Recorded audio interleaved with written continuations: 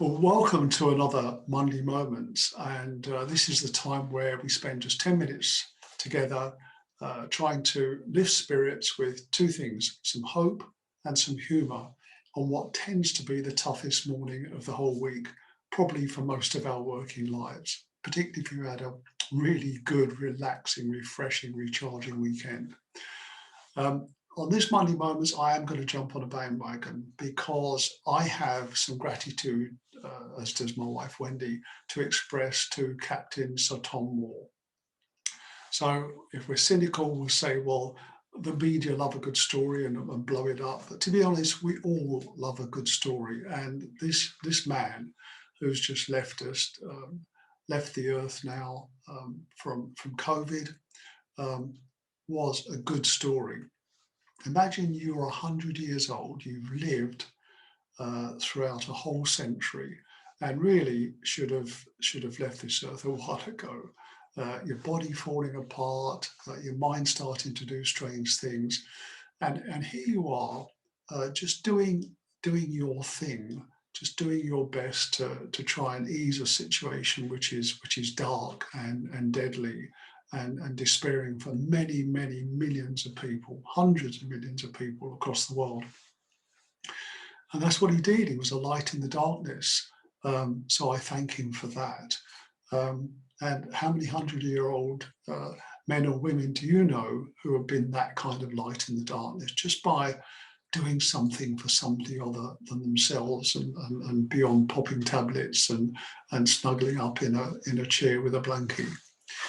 So I'm grateful to him for what he did, and look at the love that he engendered across the world. And ask yourself this question: whatever age we are, do we do that? Are we capable of engendering that much love just by an act of selflessness and generosity? So I'm going to be a bit specific now and say thank you in the following ways. He has reminded me, Captain Sir Tom Moore has reminded me about what it means to be a soul millionaire. So many people know that I've created the company and the brand, the Soul Millionaire. Many people call me the Soul Millionaire. And what I have to remind people is, no, that's not me. That's not a description of me. A soul millionaire is who you can become when you behave in certain ways.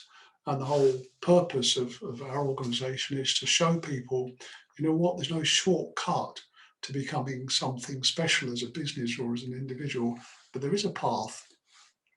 And we've created over a decade now a path to follow to just take your business and reinvent it in a way that is just very special and brings the kind of gratitude to people it touches, like Sir Tom, Captain Sir Tom did to all the people he touched by his simple act of generosity and selflessness.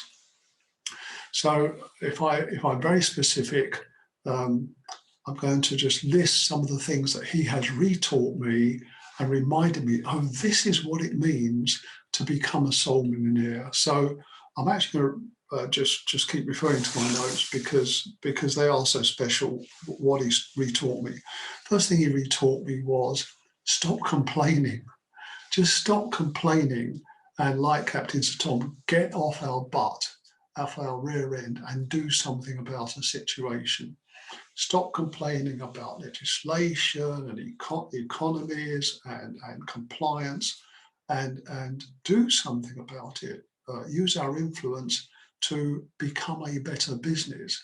So the pressures of those changing things, which will always change, which will never get easier, become less because we are devoting our influence to simply becoming better at who we are as a leader, who we are as maybe a financial advisor or a financial planner, who we are as a support manager, whatever your role in financial services business, just becoming superb at what you do and becoming superb at who you help and support and lift. Stop complaining and do something about the environment that you work in. Second thing he taught me was be a light, not a judge. In other words, he taught me stop devoting your attention to attacking other people about their behavior and how they're not doing things in the way that you wish they would do.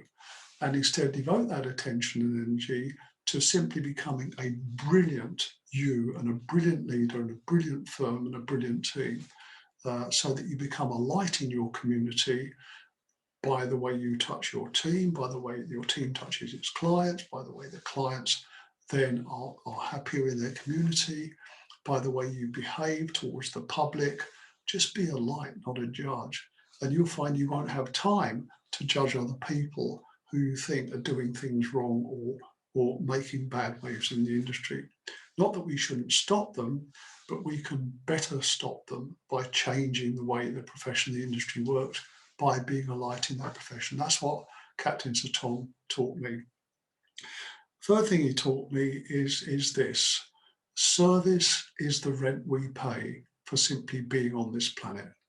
It's not something we do in our part-time, it's who we are. And that to me is one of the essences of the spirit of the Soul Millionaire, becoming a Soul Millionaire. A Soul Millionaire is somebody who believes passionately that service is the rent you pay for being on this planet. That's what I feel about life, and that's what I invest and weave into everything that we share, everything that we get our clients to do is based on that principle. Service is the rent we pay for being here on this planet. It's not something we do in our spare time. It's part of our purpose of life. Next thing he's taught me is that charity begins at home, yes, but it doesn't end there. So clearly this man, as you listen to his daughter and his grandchildren, devoted himself to loving his children, his grandchildren. They cared for him deeply because of the fact that he cared for them first. And yet his attention turned beyond his family. He got his family to turn their attention beyond themselves, beyond this, self-consumed unit and self-interested unit, to turn themselves out to the world of 7.5 billion people and ask this question: what can we do about that? What can we do about this desperate situation as a family? And so I passionately believe, and part of being a Soul Millionaire, part of our culture in our organization, part of what we teach, is charity begins at home, but nobody said it should end there. And we believe it doesn't. So whatever business you're creating, yes, you need to be looking after your home field, your home team. But the whole purpose of that is to create a home team that then goes out and influences the world for the better. It blesses the world. So thank you, Captain Sir Tom, for reteaching me as a leader of a business and as a creator of a culture, what it means to be a Soul Millionaire, what I believe in. I'm grateful that his life has crossed briefly mine, even very remotely, but his life has influenced mine. Oh, the final thing he teaches me is this: one person, one woman, one man can influence a world. And the fact that we frequently don't believe we have any value to the world beyond our own family is what stops us, stops us from being that kind of influence. One woman, one man can influence and shape the world. And I love those people who arise as babies and children, and then as adults learn some really tough lessons the hard way. And then it changes them. They have their own awakening, if you like. And then they realize, no, my behavior doesn't work for the world. I need to change my behavior. I need to change who I am and what I'm becoming. And that influences the world for the better. I'm grateful for men like Captain Sir Tom and women like them, that they've touched my life and made me a better person. My wish for you is that you become, in your own way, wherever you are, whatever your brand and culture, a Soul Millionaire type business to touch the world and not just consume yourself with what you're doing in your office. Thank you for joining me on Monday Moments. Look forward to seeing you next week.